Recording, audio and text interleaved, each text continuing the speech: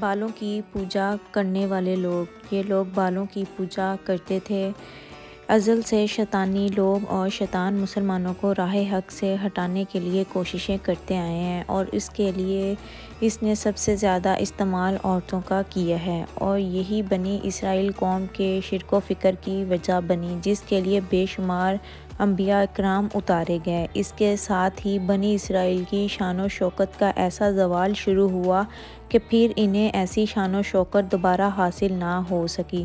یہ وہ زمانہ تھا جب بنی اسرائیل کی سلطنت دو حصوں میں تقسیم ہو چکی تھی، جس کا ایک حصہ یہودا اور دوسرا حصہ بنی اسرائیل کہلاتا تھا۔ بتایا جاتا ہے کہ اس وقت اسرائیل کا بادشاہ عجب تھا، جبکہ اس کی بیوی، اس کا نام ایزابل تھا۔ یہی وہ عورت تھی جو پورے بنی اسرائیل کو شرک میں مبتلا کرنے میں کامیاب ہوئی، جو خود دراصل بال نامی بت کی بت پرست تھی۔ بال بت یہودی اور اسرائیلیوں کا سب سے بڑا دیوتا تھا۔ کہا جاتا ہے وہ بت سونے کا تھا جو کہ ایزابل نے بنوایا تھا، اور اس کا قد 20 گز تھا۔ 400 افراد اس کی خدمت پر مامور تھے۔ اس کے علاوہ یمن اور شام کی عوام کا پسندیدہ دیوتا یہی بال تھا، جس کی سینکڑوں سالوں سے پوجا کی جا رہی تھی، جبکہ روایات میں آتا ہے کہ بال کے بیچارے حضرت یوشع علیہ السلام کے زمانے میں بھی موجود تھے، اور آپ علیہ السلام نے شام کی فتح کے دوران ان سے جنگ بھی کی تھی۔ اس کے علاوہ سالوں کے مختلف مہینوں میں دیوتاؤں کے ارد گرد میلے لگتے تھے، سونے چاندی کے نذرانے چڑھائے جاتے اور خوشبو کا استعمال ہوتا۔ اس کی قربانی گاہ میں جانوروں کو قربان کیا جاتا اور خاص موقعوں پر انسانوں کی بھینٹ بھی چڑھائی جاتی۔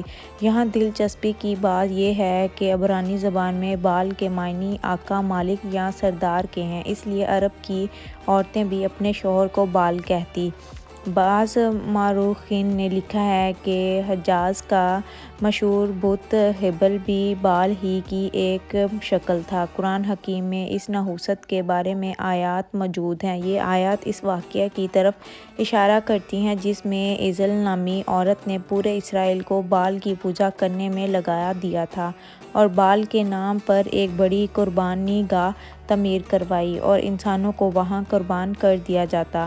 یہاں یہ جانا جاتا ہے کہ ایزابل کوئی عام سی عورت نہیں تھی، بلکہ 9ویں صدی قبل مسیح میووا فینسی کی شہزادی اور بادشاہ ایتھوبل کی بیٹی تھی۔ بادشاہ ایتھوبل نے جب اسرائیلی سلطنت کو توڑنے کے لیے بہت پریشان تھا، اور اس سلطنت کو پرامن بنانے کا ایک حل ایسا نکالا کہ نئے مقرر شدہ اسرائیل کے بادشاہ کے بیٹے احاب اور شہزادی ایزابل کی شادی کرائی جائے۔ لہٰذا کچھ عرصے میں دونوں ٹوٹی ہوئی سلطنتوں کے درمیان کچھ حد تک تو امن پیدا ہو گیا، لیکن شادی کے بعد ملکہ ایزابل نے بال بت کی پوجا بدستور جاری رکھی، جس کی وجہ سے اسرائیل کے قبضے کے لوگ اس کے اس عمل سے ناراض ہو گئے۔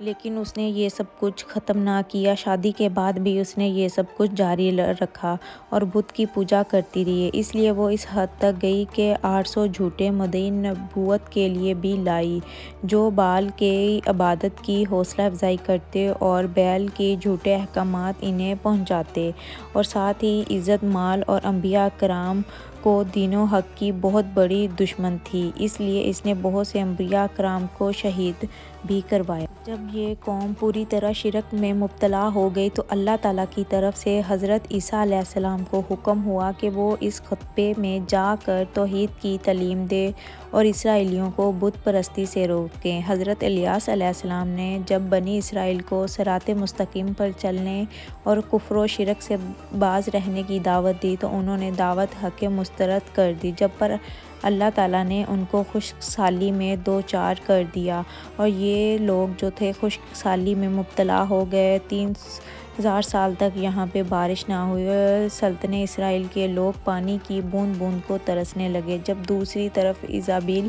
حضرت عیسیٰ علیہ السلام کی جان کی دشمن بن گئی، چنانچہ اس نے اپنے شوہر احاب کے ذریعے ان کے قتل کا فرمان جاری کیا، لیکن حضرت الیاس علیہ السلام کے حکم سے غار میں پہنچ گئے، اور کچھ عرصے بعد اللہ کے حکم سے دوبارہ ظاہر ہو گئے۔ حضرت الیاس علیہ السلام نے دوبارہ سب کو دین حق کی دعوت دی اور واضح طور پر یہ معجزہ بھی دکھایا کہ خشک سالی کے خاتمے کی درخواست فرما کر اللہ تعالیٰ کے حکم سے یہ خشک سالی ختم کروائی اور وہاں موسلا دھار بارش ہوئی۔ اس کے بعد یہ قوم ایسی تباہ ہوئی کہ جس کی مثال آپ بن گئی۔ یہاں پر ایک ایسا قبیلہ رہتا تھا جو کہ بہت ہی خونخوار اور ڈاکو تھے اور ہر سامان کو لوٹنے والے تھے۔ ایزابل کی لاش کو کھلے میدان میں پھینک دیا گیا اور لوگوں نے دیکھا کہ اس کی لاش کو کتے اور بھیڑیے کھا گئے۔ حضرت الیاس علیہ السلام کی پیشن گوئی پوری ہوئی اور جب ایزابل کے آدمی اس کے جسم کو دفنانے آئے تو لاش پر صرف اس کی کھوپڑی پاؤں ہاتھ تھا، تو وہ سمجھ گیا کہ اس کی موت کی پہلے ہی نشاندہی ہو چکی تھی، جس کی وجہ سے انہوں نے ایزابل کی لاش کو پھینک دیا اور یوں اس کی مٹی میں مل گیا اور عبرت کا نشان بن گئی۔